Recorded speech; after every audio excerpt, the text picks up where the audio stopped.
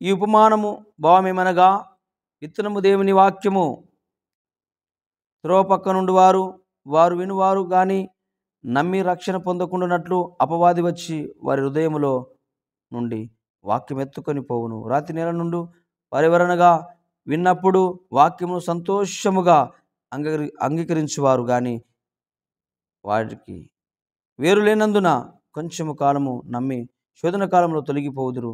ముండ్ల పొదలో పడిన విత్తనము పోలిన వారెవరు అనగా విన్న కాలము గడిచిన కొలది ఈ జీవన సంబంధమైన విచారముల చేతను ధనభోగముల చేతను అణచివేయబడి పరిపక్వముగా ఫలింపని వారు మంచి నేల నుండి విత్తనమే పోలిన వారెవరనగా యోగ్యమైన మంచి మనసుతో వాక్యం విని వాటిని అవలంబించి ఓపికతో ఫలించువారు అని రాయబడింది. చూడండి ఎన్ని మాటలు బైబిల్లో రాయబడి ఉన్నాయి.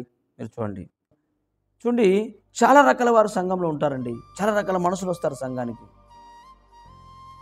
గలిబిలి చేసే వాళ్ళు వస్తారు, వింటారు వాక్యాన్ని, కానీ తర్వాత అన్ని మాకు తెలుసు అని మాట్లాడతారు. విన్న వాక్యాన్ని తప్పులు పడుతూ ఉంటారు. మళ్ళీ కొందరైతే విని ఓపికతో గ్రహించి మారుమనసు పొంది ప్రభు కొరకు నిలబడతారు. ఎంత తెలిసినా, ఎంత మాటలు తెలిసినా, అయ్యో ప్రభా మళ్ళా నాతో నూతనంగా మాట్లాడావు ప్రభా, మరొకసారి నన్ను హెచ్చరించావయ్యా, మరొకసారి నన్ను దర్శించావయ్యా, నీకు స్తోత్రం ప్రభువా. ఈ విషయం మళ్ళా నాతో మాట్లాడుతున్నాం అంటే ఈ విషయం నేను ఇంకా సరి చేసుకోవాల్సి ఉందేమో ప్రభువా. మళ్ళా ఇదే మాటను, ఇప్పుడు ఒక మాటను చెప్పిందే మళ్ళా చెప్తున్నాం అనుకో, అది నువ్వు చేయలేవు కాబట్టి నీకు మళ్ళా చెప్పాల్సి వస్తుంది. నువ్వు పలుకుతలేవు కాబట్టి మళ్ళా పిలవాల్సి వస్తుంది నేను. అందుకే దేవుడు మరలా అదే మాట నీతో మాట్లాడుతుంటే ఆ విషయంలో కొంచెం మనం జాగ్రత్తగా ఉండాలని అర్థం. ఆ విషయంలో కొంచెం కేర్ఫుల్గా ఉండాలని దేవుడు మరలా మనం హెచ్చరిస్తుంటాడు, గద్దిస్తుంటాడు. కాబట్టి కడుక్కోమన్నాడు. ఏం కడుక్కోవాలా? మన దుష్టక్రియలు కడుక్కోవాలి, తలంపులను కడుక్కోవాలి. దేంతో కడుక్కోవాలి? వాక్యంతో కడుక్కోవాలి. వాక్యమైన పరిశుద్ధాత్మతో కడుక్కోవాలి. దేవుని ఒక వాక్యముతో మనము కడుక్కోవాలి. ఒంటికి కానీ ఏదైనా బురదో లోకరీతిగా ఏదైనా మలినము అంటితే మనము కడుక్కుంటాం వాటర్తో. కానీ హృదయానికి ఈ యొక్క దుష్టాంతము మలినము అంటితే వాక్యంతో కడుక్కోవాలి, వాక్యముతో శుద్ధి చేసుకోవాలి. అందుకే ఆయన అంటున్నాను, మీరు ఎన్ని ప్రార్థన చేసినా, ముగిస్తున్నాను, ఎంత నన్ను స్తుతించినా, ఎంత ఆరాధించినా నేను మీ కంటికి కనబడను, మీ మాట వినను. ఎందుకంటే మీ కార్యములు బాగలేవు, మీ క్రియలు బాగలేవు. అవి మొదటిగా మీరు కడుక్కోండి వాక్యముతో. ఉదయం లేవండి, ప్రభువును స్తుతించండి. రాత్రికాలము వాక్యం ఒక అధ్యాయం చదవండి, ప్రభువును స్తుతించండి. దినదినం కొట్టబడాలి. వాక్యంతో మనం కడుక్కోవాలి, సరి చేసుకోవాలి. ఎందుకంటే ఒక దినం మనం న్యాయపీఠం దగ్గరికి పోతున్నాం. మన క్రియలు చెడ్డమైనను మంచివైనను న్యాయపీఠం దగ్గర నిలబడతాయి.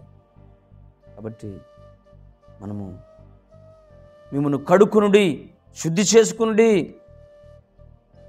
మీ దుష్కార్యములు నాకు కనబడకుండా వాటిని తొలగించుడి అన్నాడు.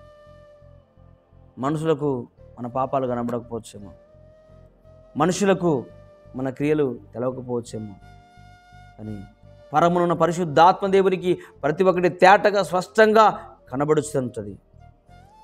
మనుషులకు భయపడకపోయినా, రాజులకు అధికారులకు భయపడకపోయినా ఆ రారాజుకు మనం భయపడాలి, ఆ మహిమగల దేవుడికి మనం భయపడాలి. ఎందుకంటే రేపు పొద్దుగల మన క్రియలను బట్టే ఆయన మనల్ని తీర్పులోనికి తీసుకురాబోతున్నాడు. కాబట్టి సహోదరి ఈరోజు వాక్యముతో మనం కడుక్కుందాం, మన హృదయాలను కడుక్కుందాం, మన బ్రతుకులను కడుక్కుందాం, మన యొక్క దుష్ట క్రియలను కడుక్కుందాం, ప్రభుకు దగ్గరగా బ్రతుకుదాం. అవి కడుక్కోకుండా, అవి సరి చేసుకోకుండా, వాటిని ఒప్పుకోకుండా ప్రభు దగ్గర పాట పాడినా, ఆరాధించినా, ప్రార్థించినా, నేను వినను, నేను చూడను, నేను తాకను, నా కళ్ళు చెవులు మూసుకుంటాను అంటున్నాడు దేవుడు. కాబట్టి ఇంకా నువ్వైనా నేనైనా ఇంకా అదే ప్రక్రియలు ఉన్నామేమో. ఒక్కసారి ఆలోచిద్దామా, ఒక్కసారి ప్రశ్నించుకుందామా? అవును ప్రభు, ఇంకా నాలో క్రియలు ఉన్నాయ్యా, నేను ఇంకా కాల్చబడాలయ్యా, నలగొట్టబడాలి ప్రభువా, ఇంకా నువ్వు నీకు దగ్గరకు బ్రతకాలయ్యా, నాకు ఇంకా నీ వాక్యము నేర్పయ్యా, నీ సేవకి ఇంకా పంపు ప్రభువా పరిశుద్ధాత్ముడా నన్ను పట్టుకో ప్రభువా అని అడగగలమా? ఒక మాట నాతో కలిసి ప్రార్థించగలరా? అవును ప్రభువా, ఇంకా మమ్మల్ని ఏదో కడుక్కోమంటున్నావు. మాకంత మంచిగా కనబడుతున్నాం, మేమంతా నీతి ధర్మంతో కనబడుతున్నాం, కానీ మనుషులకు నీతిగా తెల్లగా కనబడుతున్నాం, కానీ నువ్వు చూస్తే మాత్రము మాలో ఏదో మచ్చ కనబడుతుందయ్యా, మాలో ఏదో మలినం కనబడుతుందయ్యా, మాలో ఏదో లోపం కనబడుతుందయ్యా. అందుకే కడుకొడి అంటున్నావు. మీ దుష్టికిలను అయ్యా విడిచిపెట్టుండి అంటున్నావు. ఒకసారి చూసుకోండి అంటున్నావు ప్రభువా. ఎందుకంటే మనుషుల దగ్గర మేము నీతి యథార్థత చూపించచ్చేమో, మా తెలివి జ్ఞానం వివేచన చూపించచ్చేమో అని నీ దగ్గర మా పప్పులోడుకై ప్రభువా. మా తెలివి పనిచేయదయ్యా, మా ఆలోచన నీ దగ్గర పనిచేయి ప్రభువా. అందుకే ఒకసారి క్షమించు తండ్రి, కనికరించు ప్రభువా అని ఒక మాట ప్రభుని అడగగలరా? పరిశుద్ధుడు, ప్రేమ కలిగిన తండ్రి, నీకు వందనాలు.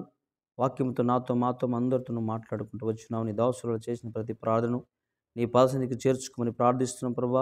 వినేరకుండానట్టు నా చెవులు అందం కాలేవు, దీవించుకున్నట్టు నా చేతులు కొరచ కాలేదు, నీకును నాకును మధ్యగా మీ పాపములు అడ్డుగా వస్తున్నాయి అని 59వ కీర్తనలో అధ్యాయంలో యెషయా గ్రంథంలో నువ్వు అనేక సార్లు మాట్లాడుకుంటూ వచ్చున్నావు. ఈరోజు ఎందుకు వినట్లేవు ప్రభువా, ఎందుకు మాతో మాట్లాడతలేవు నాయనా అంటే మీకును మాకును మధ్యగా మీ పాపములు అడ్డుగా వస్తున్నాయి అన్నావు. అందుకే వాక్యంతో కడుకో, శుద్ధి చేసుకో. ప్రతిదినము వాక్యానుసారంగా జీవిస్తే మన బ్రతుకులు, మన ఆలోచన, మన తలంపులు అన్నీ మార్చబడతాయి. ఎందుకంటే ఒక దినం న్యాయపీఠం ఎదుట నిలబడతాం. మన క్రియలు చెడ్డవైనను మంచివైనను తీర్పులోకి వస్తాయి. మంచివానికి పరలోకము, చెడ్డవానికి నిత్య నరకము, అగ్నిగుండము. అగ్ని ఆరదు, పురుగు చావదు. ఎన్నెన్నో మాటలతో నాతో మాట్లాడుకుంటూ వచ్చి ఇదిగో ఈ దినమంతా మాకు తోడు నీడగుండి నీకు మహిమ తెచ్చుకోమని, ఇంకనూ ప్రభువా నీకు దగ్గరగా బ్రతికే కృపను వారందరికీ నీ దయచేయమని నీకు మహిమ, ఘనత, ప్రభావాలు అర్పించుకుంటూ మేము తగ్గించుకుంటూ నీ నామాన్ని హెచ్చిస్తూ యేసు క్రీస్తు నామములో అడిగి వేడుకుంటున్నాం మా పరమ తండ్రి. ఆమేన్.